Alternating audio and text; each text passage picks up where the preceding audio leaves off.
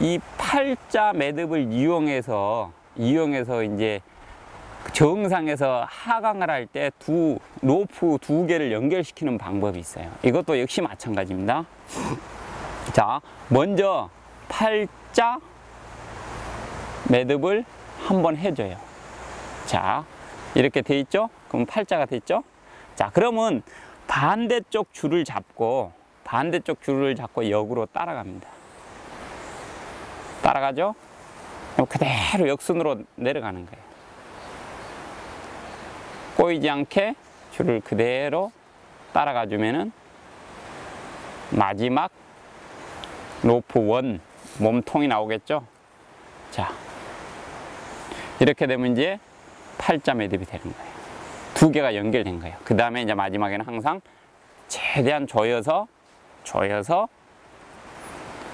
한 바퀴 옥매듭으로 매듭을 양쪽을 지어주면 되죠. 지어주면 두 개가 이제 연결이 되는 거예요. 그래서 정상에 올라갔던 사람들은 마지막 피톤이 있을 거고 그 피톤에 한 가닥을 넣죠. 그럼 이제 이렇게 한쪽을 걸고 두 줄을 가지고 이제 하강을 하죠. 두 개의 줄을 연결하는 방식이에요? 예. 정상에 올라가면 이제 하강을 해야 되니까 내려와야 되니까 이제 두 개의 줄을 연결하게 되겠죠.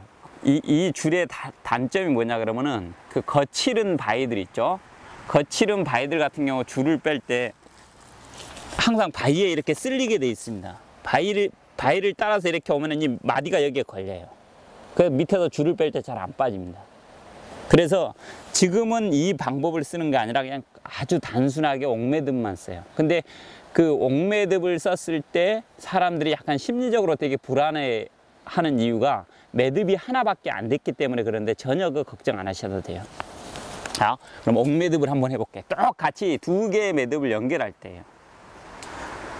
주로 이제 이 매듭 같은 경우는 주로 좀 그 바위의 어떤 상태들이 좀 안 좋고 좀 그 되게 불규칙하게 이렇게 있을 때 하강을 할 때 그 매듭을 많이 쓰는데요.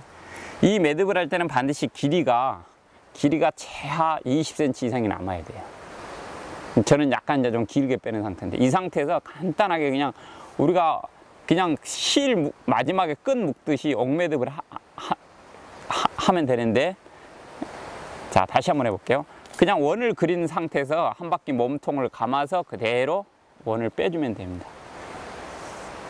자, 그런 다음에 이걸 한 다음에 항상 이 길이가 20cm 이상이 남아야 되는 거고요. 근데 보통 한 30cm 이상은 항상 저 같은 경우는 이제 해주는데 새 줄일 경우에는 더 빼줘야 되겠죠.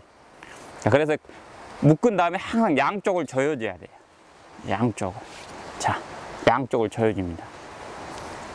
꽉 조여주고 그 다음에 이제 고리에 걸게 되겠죠. 대부분 이제 고리에 걸고 나서 이 매듭을 많이 합니다. 그러면은 중간에 이제 내려가서 이걸 빼죠. 근데 약간 불안해 보이죠. 매듭이 한 가닥이니까. 근데 실제적으로는 이 매듭 자체가 상당히 강합니다. 자, 그리고 이거 같은 경우는 장점이 뭐냐.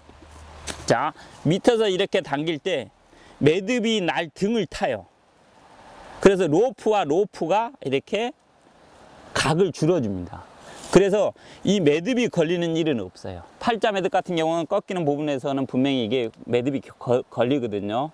근데 이 매듭 같은 경우는 당기면 당길수록 매듭이 딱 고개를 들고 있기 때문에 절대 걸리는 일이 없어요.